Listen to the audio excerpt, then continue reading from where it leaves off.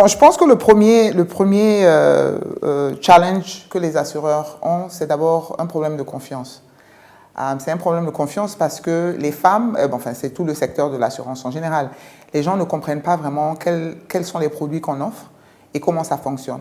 Donc je pense qu'il y a un problème d'éducation qui est assez important, mais aussi il y a un problème de distribution.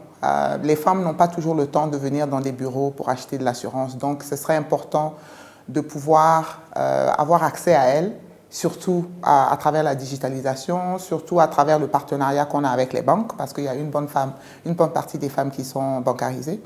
Donc c'est essentiellement ça, c'est le manque de confiance, mais aussi la manière dont on distribue nos produits qui n'est pas toujours adaptée pour les femmes.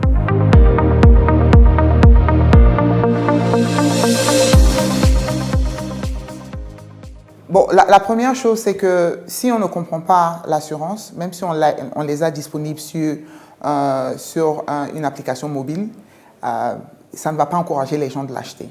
Donc, une des choses, ce qui est aussi important avec les discussions qu'on a ici, c'est de s'assurer qu'on a un partenariat assez fort avec les banques, avec les compagnies de téléphonie mobile, parce que ce sont des produits que les femmes achètent, que les femmes comprennent, elles ont confiance en leur banque, elles ont confiance en leurs opérateurs mobiles. Donc, si ces opérateurs mobiles s'associent avec nous pour vendre des produits d'assurance, je pense que ça se passera beaucoup plus vite. Donc, ce n'est pas le fait que nous devons aller directement aux femmes avec des produits d'assurance digitalisés, mais c'est important de s'associer quand même avec des partenaires qui sont connus, dont les produits sont connus, et maintenant associer nos produits d'assurance avec ces partenaires.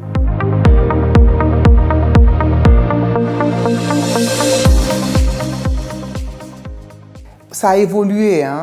J'étais à la première conférence et vous me dites aujourd'hui qu'il y a eu 1200 personnes, qui est un record. Mais ce que je vois, en tout cas pour nous, Sanlam Allianz, c'est important de venir parce qu'on a nos banquiers qui sont là, on a des discussions qu'on a avec eux. Mais ce qui a été important de voir, surtout dans cette édition, l'édition passée, c'est de voir qu'il y a des deals qui se clôturent pendant la FIS. Et je pense que ça, c'est quelque chose qu'il faut continuer. Parce qu'à la fin de la journée, on vient, on se rencontre, on discute des challenges qu'on a et on repart et on oublie tout. Le fait vraiment que les organisateurs se sont assurés qu'on finit la FIS avec des décisions claires ou des deals qui se sont signés, c'est important pour pérenniser cet événement. Content d'être là encore.